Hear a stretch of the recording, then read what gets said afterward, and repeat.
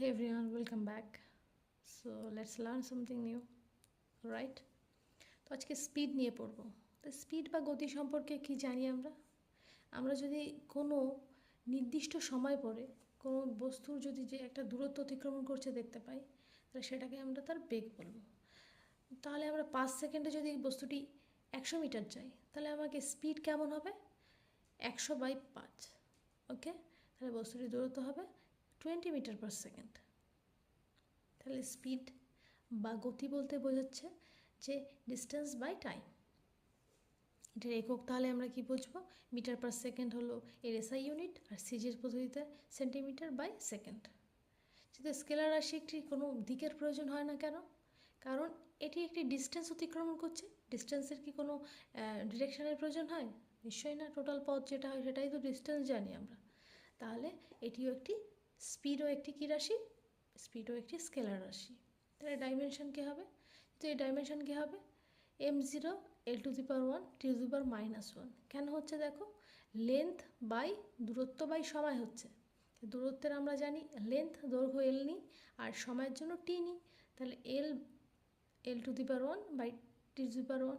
এটাকে আমরা ফর্মুলায় সাজালে m0 l⁻1 t⁻−1।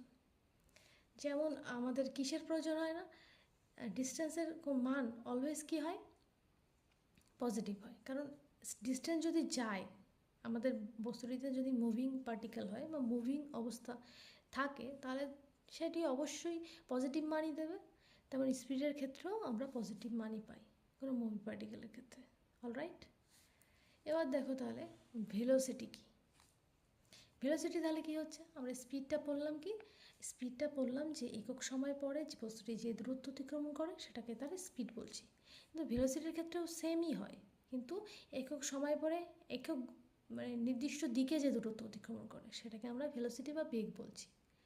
ভেলোসিটি তাহলে একটা নির্দিষ্ট ডিরেকশনে যাচ্ছে, ডিরেকশনে যাওয়ার দরুন ভেলোসিটি একটি ভেক্টর রাশিতে পরিণত হচ্ছে। অলরাইট, তাহলে মাত্রা, এটির মাত্রা আমরা জেনে নিই m l⁻1 t⁻−1, same as speed.